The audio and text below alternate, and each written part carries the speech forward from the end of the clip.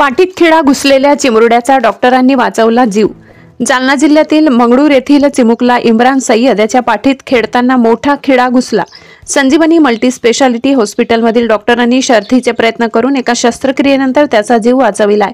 रुग्णालयातून सुट्टी दिल्यानंतर त्याच्या आईने उपचार करणाऱ्या डॉक्टरांचे आभार मानले।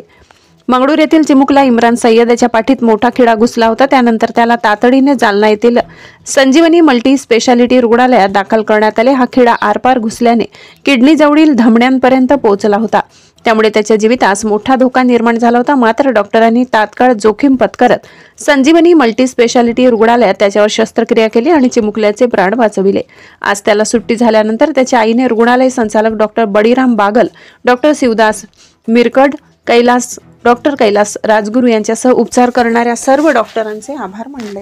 नमस्कार, मी doctor Atul Keshavrao Kale, neurosurgeon, consultant, brain आणि spine specialist in Sanjivani multi speciality hospital Jalna.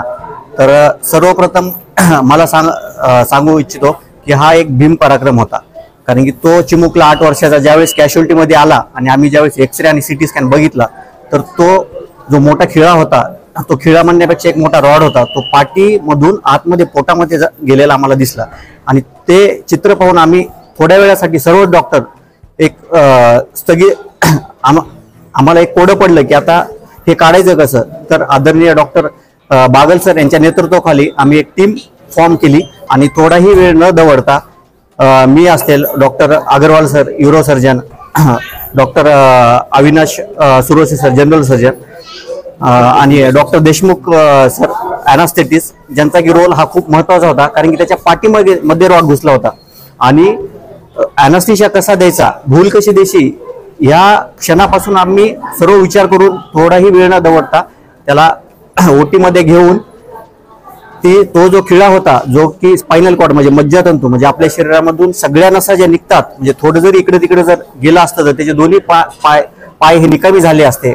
एखादी रक्तवाहिनी जे मेजर वेसल असतात, जे किडनीचे असतात, लिव्हरचे असतात, तिथे थोडे जरी धक्का लागला असता की प्रचंड रक्तस्राव होऊन तो पेशंट जागेवरच शॉक मध्ये जाऊ शकत होता। तर एवढी सर्व जोखमीची रिस्क आम्ही पत्करून टीमवर्क घेऊन एक आधुनिक तंत्रज्ञान जे की आपल्या संजीवनी मल्टी स्पेशालिटी हॉस्पिटलमध्ये आहे, जसे की मायक्रोस्कोप, सियाम आणि ह्या सर्वांचा आणि ॲनास्थेशिया मशीन, या सर्वांचा आपण योग्य रीतीने वापर करून लॅप्रोस्कोपीचा सेट, सर्व इन्स्ट्रुमेंट, बॅकअप, सर्व टीम रेडी ठेवून आपण एकदम कौशल्यपूर्ण तत्परतेने व्यवस्थित ऑपरेशन पार करून हा चिमुकल्याचा जीव आपण वाचवलेला आहे। तर मला एवढेच सांगावेसे वाटते शेवटी की ही एक अद्भुत चमत्कारच ह्याला म्हणावं लागेल। तर धन्यवाद। खेळताना पडला आणि ते खिळा हे त्याचा खाली पडायला असं बघितलं नाही, पण ते घुसल्यावर बी चलत आला। घरी आल्यावर सांगितलेल्या पोरापाशी की खिळा घुसला म्हणून, त्याला लगेच आम्ही गावातल्या हॉस्पिटल मध्ये नेलं तर ते म्हणले लवकरच याच्या दवाखान्यात न्या म्हणले, ते हाडकाच्या दवाखान्यामध्ये लगेच आणलं यायचं।